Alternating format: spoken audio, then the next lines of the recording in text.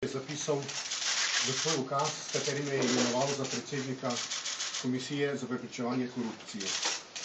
Danes smo z dosedanjim senatom, z vsemi tremi člani, opravili primopredajo, zelo prijazno, zelo mirno, seznanili so me pač s tistimi zadevami, za katere so šteli za potrebno, da jih v tej prvi fazi oziroma v prvem dnevu opravljajo svoje funkcije tudi izven. Seveda smo izmenjali tudi ustrezne dokumente. S tem je bila primopredaja zaključena.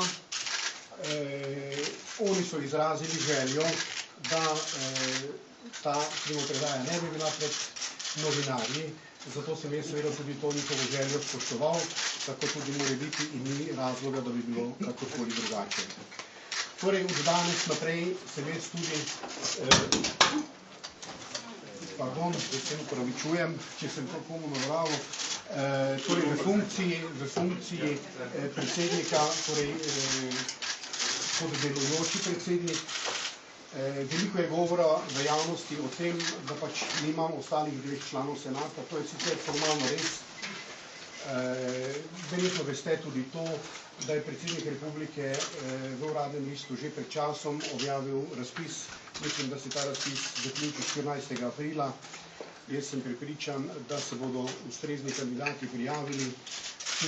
Če samo rečem to, zelo rad bi bil, da bi vsaj ena izmed članic senata bila ženska, morda bi lahko bili celo obe, to bi bilo zelo fajn in prijetno. Sicer pa moram povedati takole, ne glede na to, da sem zdaj trenutno v aktivnem stanju, samo jaz kot predsednik, pa moram reči, to so mi tudi moji predhodniki povedali, da je približno 70% zadev, ki jih obravnava Komisija za preprečevanje korupcije takšnih, da jih lahko, ne glede na to, če imamo senat ali ne, opravimo. Torej nekaj predsednik, nekaj sami strokovni sodelavci. Strokovni sodelavci so itak zvezirani, odlični mladi ljudje, z veliko znanja, z veliko zagnanosti, tako da jaz sem prepričan, da tu ne bo nobenega problema. Približno 30% je zadev, ki jih obravnava senat. Te zadeve bomo pa seveda lahko obravnavali šele takrat, ko bo senat popoln.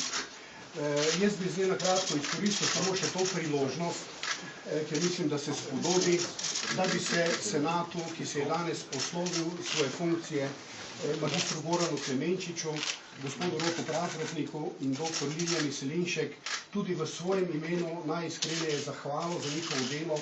Mislim, da je slovenska javnost potrdila, da je bilo njihovo delo dobro.